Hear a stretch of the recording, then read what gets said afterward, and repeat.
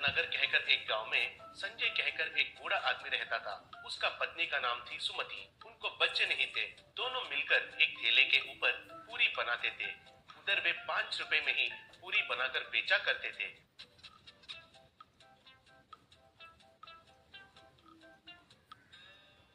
उधर ठेले के पास एक डब्बा रहता था। आने वाले उस डब्बा में 5 रुपए डालकर पूरी पूछते थे। तब संजय उनको पूरी देता था।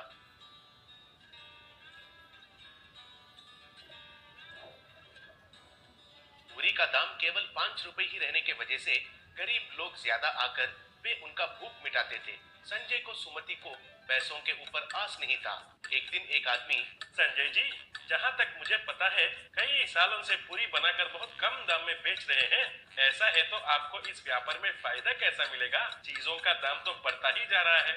आप दाम बढ़ाना है कहकर नहीं सोचते हैं क्या? पूछा।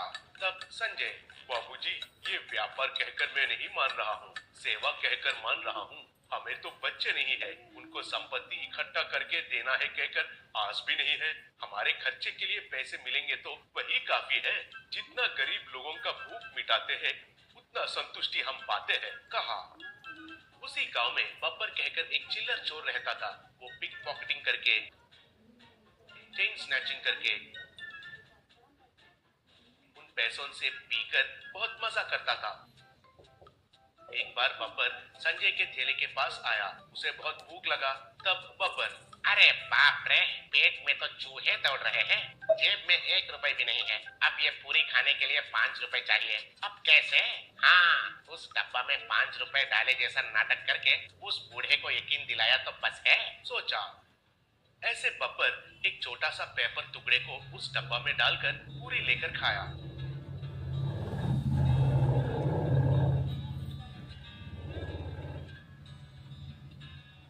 ऐसा वो हर रोज उधर आकर पेपर के टुकड़े को डब्बा में डालकर पूरी खाने लगा। एक दिन संजय, बेटा, तुम हर रोज पैसों के बदले पेपर टुकड़े डालकर खाना खा रहे हो कहकर मुझे पता चल गया है, लेकिन ये गलत है बेटा। एक दिन कहे तो ठीक है, लेकिन ऐसे हर दिन आकर खाओगे तो कैसे बताओ? हमें पैसे नहीं मिलेंगे तो इस ठेले को कैसे चलाएंगे बताओ, कहा। तब बब्बर, ए बूढ़े, क्या बक रहे हो? मैं और पेपर के टुकड़े डालना क्या है? मुझे क्या जरूरत है? आफ्टर ऑल 5 रुपए मेरे पास नहीं है, समझ रखे हो क्या? अंधे हो गए हो क्या? किसको पकड़कर क्या बात कर रहे हो, पता है तुम्हें? कहकर गुस्सा से उसका थैले को तोड़ फोड़ करके उल्टा करके उधर से चला गया। उसके वजह से संजय और सुमति बहुत दुखी हुए। एक दिन बब्बर भाग रहा था तो पुलिस उनके पीछे पड़े। बब्बर भागते हुए आकर संजय के ठेले के पास रुककर संजय से, मालिक, आपको प्रणाम करता हूँ। पुलिस मेरे पीछे पड़े हैं, मेरे ऊपर गलत केस लगाने के लिए देख रहे हैं। अगर वे पूछे तो मैं नहीं दिखाई दिया कहिए, प्लीज, कहकर ठेले के पीछे छुप गया। इतने में पुलिस उधर आए। तब ऐसे, वो बड़ा आदमी, इस तरफ कोई भागते हुए आया है क्या? पूछा। तब संजय, हाँ, इधर आया था, लेकिन उस तरफ बहुत तेजी से भागते हुए चला गया, कहकर उस तरफ दिखाया। तब पुलिस उस तरफ भागने लगे। बाद में गब्बर बाहर आकर, मुझे माफ कीजिए, उस दिन मैंने आपके साथ बहुत गलती से बर्ताव किया। फिर भी आप वो मन में नहीं रखे बिना आज आप मुझे बचाए, नहीं तो वे पुलिस मुझे ले जाकर गलत केस लगाकर मुझे जेल भेज देते, कहा। तब संजय, बेटा, गलत काम किया तो जिंदगी भर ऐसे ही भागना पड़ेगा। एक बार गलती किया तो फिर से गलती करने के लिए ही ये जमाना मौका देती है, इसलिए अब से अच्छे रास्ते में जाओ, कहा।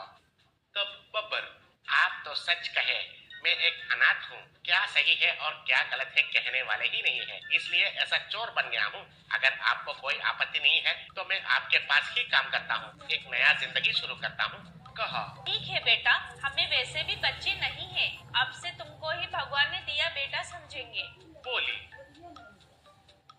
उस दिन से लेकर बब्बर उनके ठेले पर काम करते हुए उनके साथ खुशी से जीने लगा।